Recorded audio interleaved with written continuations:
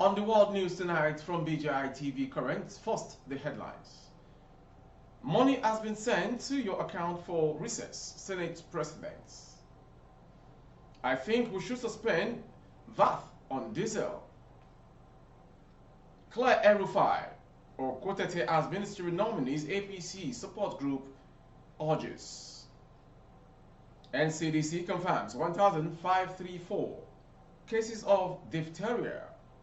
And on sport, Super Falcons fought for Africa at Losie. I am Morire Rabila Lawal. The news shortly. Senate President Godswill Akpabio has announced that money has been sent to the account of all lawmakers to help them enjoy their recess. Information report that the Senate went on recess on Monday and is scheduled to reconvene on September 26th. Before going on recess, Akpabio announced the chairman and vice chairman of all Senate committees. He also confirmed 45 of the 48 ministerial nominees, leaving out 3. Former Kaduna Governor Nasir El-Rufai, Stella Okotete of Delta State, and Abubakar Danladi of Taraba State. In a video that has gone viral, Akpabio was recorded saying that a token has been sent to the bank account of all senators. In order for all of us to enjoy our holidays, a token has been sent to all our bank account by the clerk of the Senate, he said. This led to interruptions from senators who were apparently dissatisfied with Akpabio's public disclosure for fear of a backlash. He then rephrased his statement saying, in order to allow you to enjoy your holiday, the Senate President has sent prayers to your mailboxes to assist you to go on a safe journey and return. The announcement of the money sent to lawmakers' accounts comes as the citizens are bearing the brunt of the removal of fuel subsidy.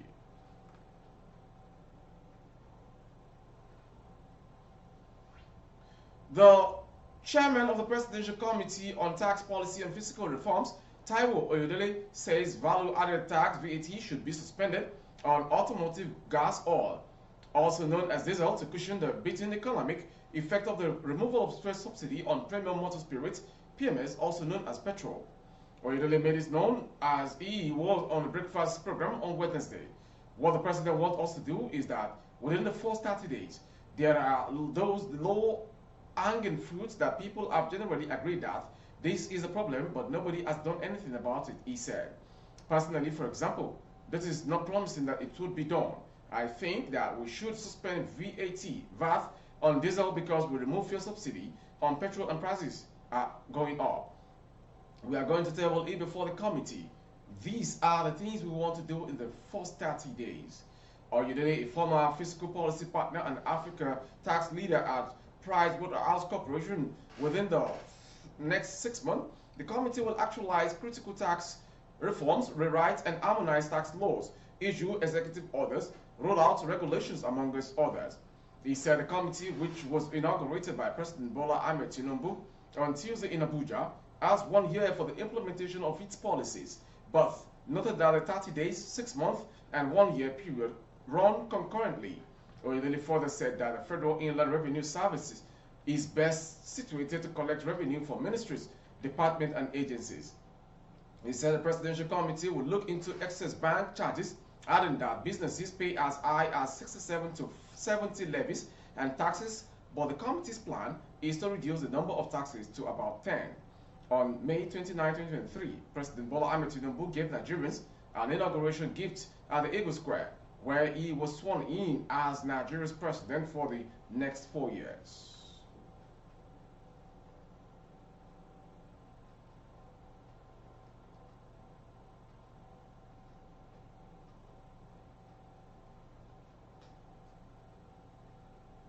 The governors and governors forum, it could be anyone, joint us, but once you get the agreement, you go ahead and implement. Now, what the president wants us to do is within the first 30 days, there are those low-hanging fruits. People have generally agreed that this is a problem that you need to address, but nobody has done anything about it. Personally, for example, this is not, promising that it will be done. I think that we should suspend VAT on diesel because of we remove fuel subsidy on petrol and prices are going up. So what can we do? Would you accept that? No, we're going to table it before the committee. The All Progressive Congress APC support group has urged the Senate to clear the former governor of Kaduna State, Ahmed Nasir El-Rufai and Mrs. Stella Okotete, without delay, saying there is no justification whatsoever for the action. The support group led by Engineer Jato Abido, Prince Danielson Momo, and Comrade Chinedu Livinus called on the President Bola Ahmed Tinubu to intervene in the avoidable scandal involving Senate President Senator Godswill Akpabio and some security agencies in the just concluded ministerial screening. Recall that the President had recently transmitted to the Senate a list of 48 ministerial nominees to be screened by the Senate. However, on the 7th of August 2023, and after a rigorous screening, the Senate announced that it has screened and cleared only 45 of the nominees, leaving out 3 nominees including Stella Okotete from Delta State and Ahmed El-Rufai from Kaduna State, under the guise of a security report.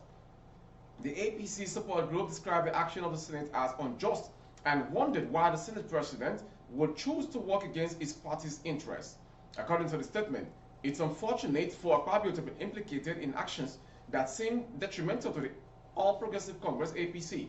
During the election of President Bola Ahmed Tinubu, prominent figures like Governor El-Rufai and Stella Akotete played pivotal roles, ensuring that Tinubu secured victories, not only in their wards, but states and the nation at large, and must not be treated with utmost disrespect like the Senate just did.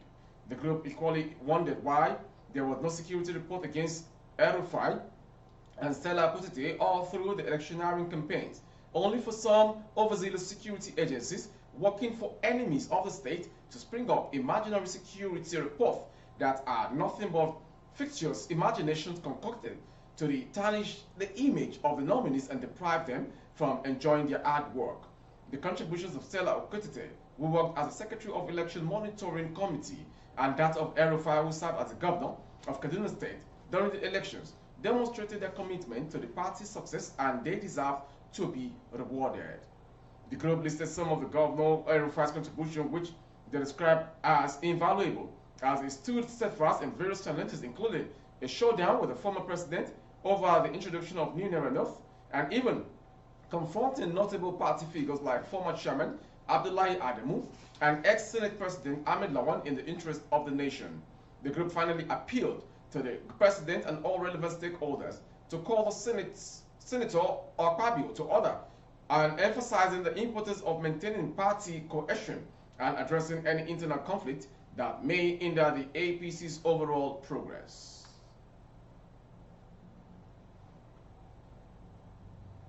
The Nigeria Center for Disease Control and Prevention says 1,534 cases of diphtheria have been confirmed in the country.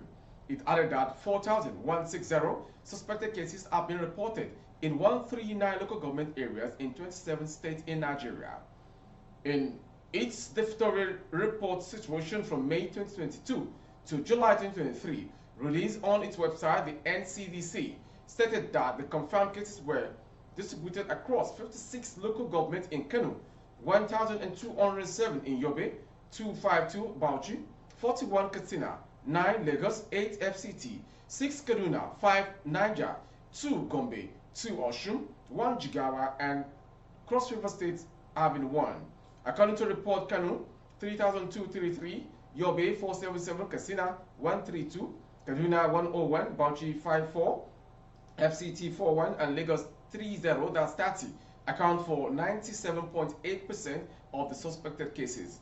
The report said that of the 4,160 suspected cases reported, 1,534, 36.9% were confirmed, 87 lab confirmed, and 158 epi-linked, 1,289 clinically compatible, 1,700, 40.09% were discarded, 639 or 15.4% were pending clarification, and 287, 6.9% unknown. It said the confirmed cases were distributed across 56 LGAs in 10 states, the majority 1,018, 66.4% of the confirmed cases occurred in children aged 1 to 14 years. It also reported that 137 deaths were recorded among all confirmed cases.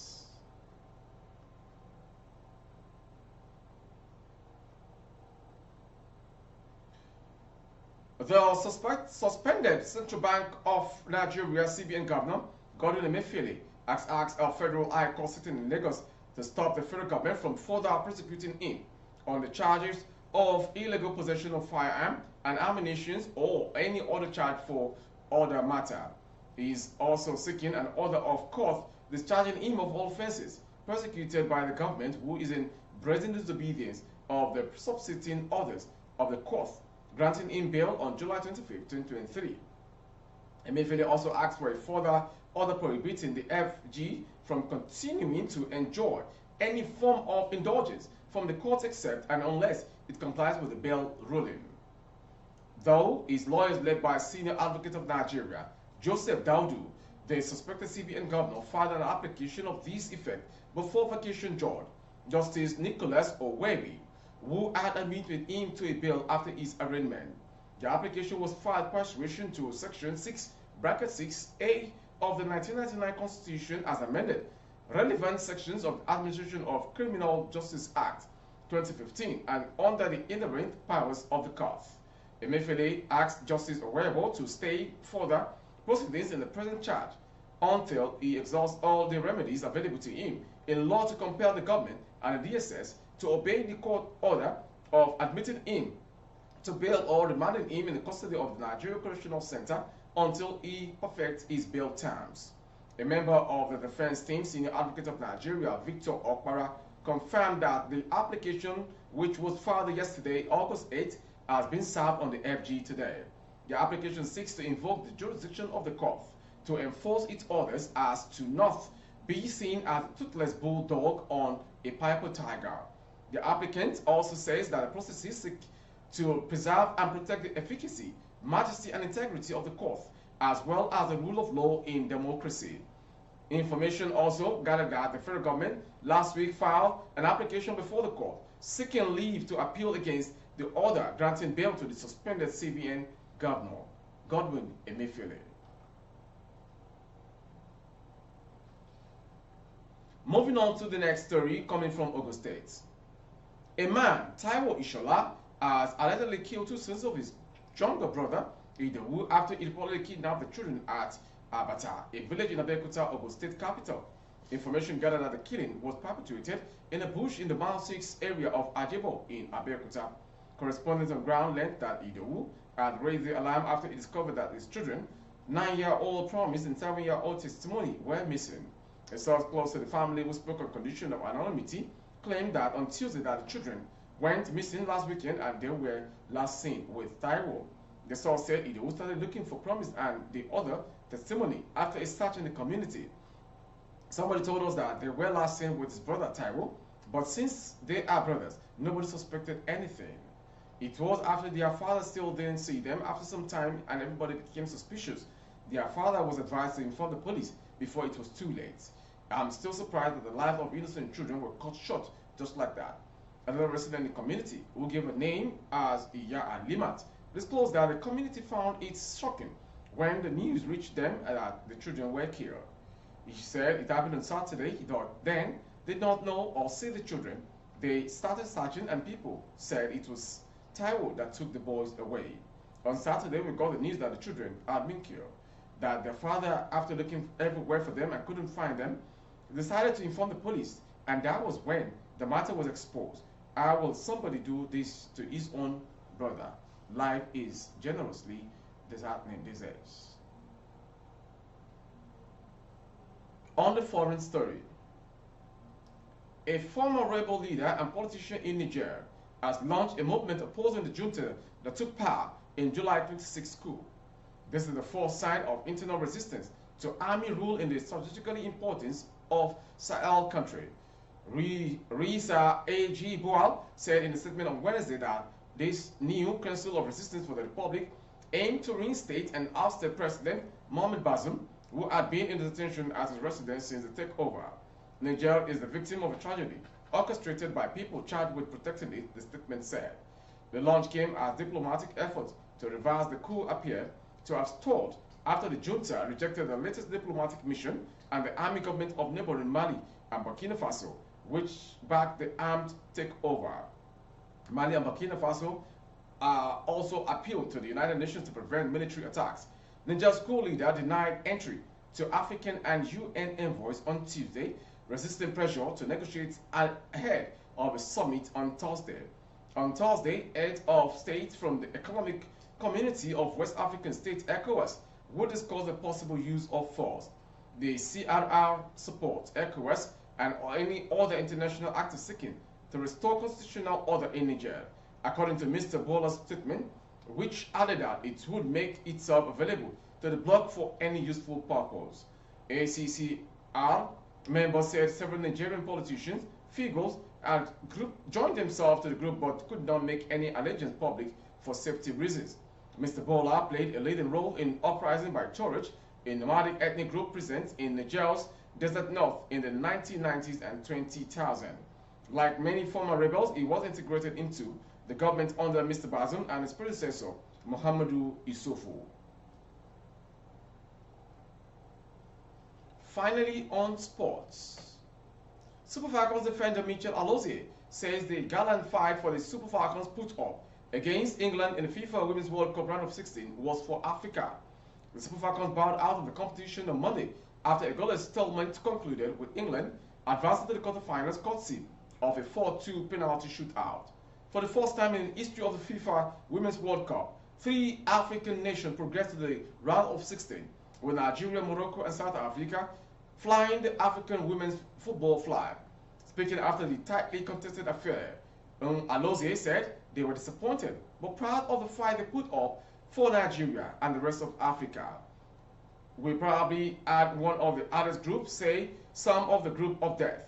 We came out and no one believed in us. We played over 90 minutes going to the penalty with England, Europe's top team, and so everyone kind of counted us out and put us on the underdog. Thanks that, yes, we did it for Africa. That ends the world news from BGI TV Current this moment. Before we go, some major headlines. Money has been sent to your account for recess, Senate President Akpabio. I think we should suspend VAT on diesel, Presidential Tax Committee. Claire El-Rufai or Kotete as ministerial nominees, APC support group tells Senate. NCDC confirms 1,534 cases of diphtheria. And on sports, Super Falcons fought for Africa at Lozier. For more update of our broadcast on YouTube, our handle is BGI TV Current. Kindly subscribe and click on the notification bell. Select option all to access all of our broadcasts. On Facebook, Bagede Imo with Alawi Adebayo. Please like and follow the page. Thank you for watching. I am Maurire Rabila Lawa. Good evening.